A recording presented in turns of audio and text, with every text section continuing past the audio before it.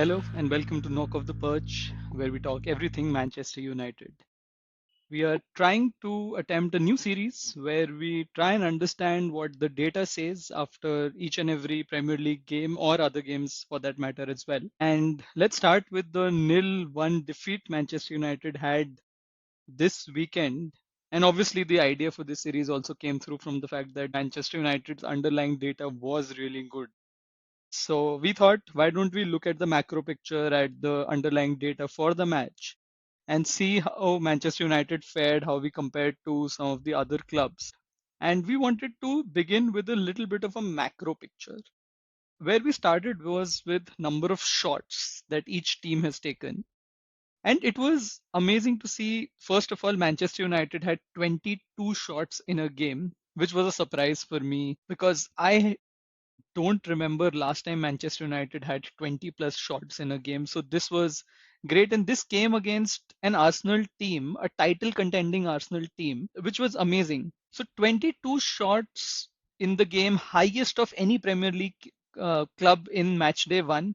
I felt it was a top performance by the attacking unit. Second were Leeds United, third were Liverpool, and obviously we know Liverpool, Chelsea, etc. are teams which tend to attack a lot, and the numbers are clearly for us to see there. But Manchester United notching 22 shots was great in itself. That was not just about it. I also went to compare the stats of Manchester United from the previous season. So previous season we were on an average having 13.79 shots per 90 minutes. Now, this is a great stat for us to compare because if we are able to have 22 shots in a game against a team like Arsenal, I'm sure when we play relatively easier opposition where we will find a lot more spaces, this number is possibly going to go higher. So I can expect that average of 13.79 will increase a lot, which should lead to a lot more goals. Last season, we only had 42 goals in 38 games. I'm expecting a lot more goals from this team, and the underlying stats show us that. Further, coming to shots on target, per 90, Liverpool were the highest there with 10 shots on target, but Manchester United were ranked second in that stat as well, 7 shots on target against Arsenal. Spurs had 6, they were third. And yeah, on an average, if you look at it, teams don't have as many shot on target. So I think that was a great stat for Manchester United as well. Moving further, talking about our progression a little bit, how is it that we were creating these chances? And if we talk about key passes, and which are defined as passes that directly led to a shot, again, Manchester United was highest on this 17 key passes, followed by Liverpool at 15, Newcastle at 14. So, very encouraging signs. Even if we look at the final third passes, 33 for Manchester United, which were, I think, fourth or fifth ranked overall. So, I think that was a good stat as well. If we talk about progressive passes, 48 progressive passes for Manchester United, ranked fifth there, and which also talks about a little bit of the dynamic as to how we were playing. We were trying to play controlled long balls also a lot, where our centre backs would ping the ball forward and we will not be building from the defense to midfield to attack. So you saw a lot of these long Casemiro passes directly to Mbuemo, Euro trying a lot of long passes. So which is where on progressive passes we are 48th, fifth ranked, which is also pretty decent. So happy with that. But then when we talk about progressive carries, and you would remember from the game the way Matthias Cunha a couple of times took the ball, turned, and then carried the ball forward. That metric also we were highest on 31 progressive carries in the first match day, followed by Newcastle at 30, 25 by Manchester City. So that goes on to show on most of the attacking metrics this team is doing really well. And when it comes to individual performances, we were talking about progressive carries. Just look at this stat on top. Highest progressive carries in a game by Brian Mbumo, 8 progressive carries across all Premier League players. And in top 10, there are two more Manchester United players, 5 progressive carries by Matthias Cunha. And look at that, Amad Diallo with 5 progressive carries in the 36 minutes he played. So Amad's role in a team, especially when chasing a game, I think it's very important. And I think when we face oppositions which are not as strong attacking wise, we are going to see Ahmad starting the game as well. Now, when we talk about progressive passes, Bruno Fernandes, on the eye test, I felt Bruno was a little off the game, but the more I read the data, I could figure that Bruno had a lot of good important input into the game as well. If we look at progressive passes, Bruno had 10 progressive passes, which was ranked sixth across the match day one, which was pretty impressive. But when we look at key passes, he was tied first along with Josh Cullen and Mohammad Kudus for key passes, five of them. Again, he's creating the chances, he is doing progressive passes. And when you look at shot creating chances, which is a stat which talks about out of all the actions of Bruno Fernandes, how many of them led to a shot, 12 of those led to a shot, which was highest. So Bruno Fernandes on the eye test didn't come across as very strong in that role, and possibly that is because in defense his role is not coming out that clearly. He's not playing out that strongly. But I think passing the ball forward, taking the game forward, he is looking very, very strong, and I'm very happy seeing that. Now, talking about the defensive stats. If we look at the number of tackles, Patrick Dorgu, 4 attempted tackles, 4 tackles, 100% success rate, top of the metric. Casemiro, 4 attempted tackles, 3-1, 75% rate, ranked fifth in number of tackles won. Amad Diallo, ranked 10th in the 36 minutes he played, 2 tackles attempted, 2 tackles, 100% success rate. And if we look at Lenny Yoro, he had 4 interceptions, which was tied first in the number of interceptions in the first match day. Agree, all of this is just one match day, but this was against an Arsenal squad which came second last year, which has been consistently performing for over the years, are title contenders as we begin the season.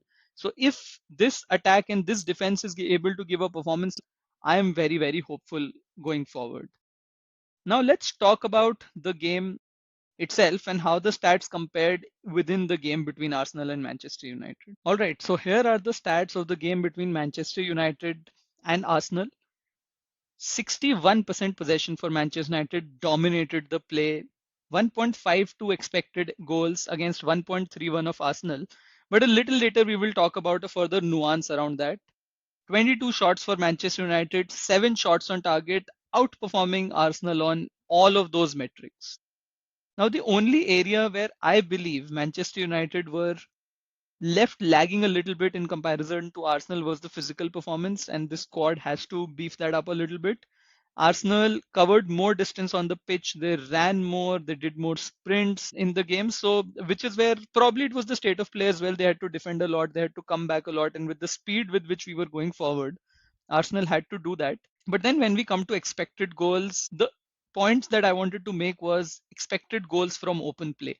1.29 for Manchester United versus 0.28 for Arsenal. Apart from that one error that happened, which was also controversial, contentious, United didn't allow a lot of chances to this Arsenal team. We were able to ensure that they don't get a lot of clear cut chances, and which is where United controlled the game. United had 22 shots, as we discussed earlier. 7 of them were on target as compared to only 3 for Arsenal. 8 shots were blocked by Arsenal of ours, and one hit the woodwork for Manchester United. By the way, that Dorgu shot, it was a great run and good attempted shot.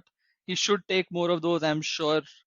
In the coming days, one of them will go in. Now, moving forward, if we were to talk about individual performances in the game, let's talk about the attack first.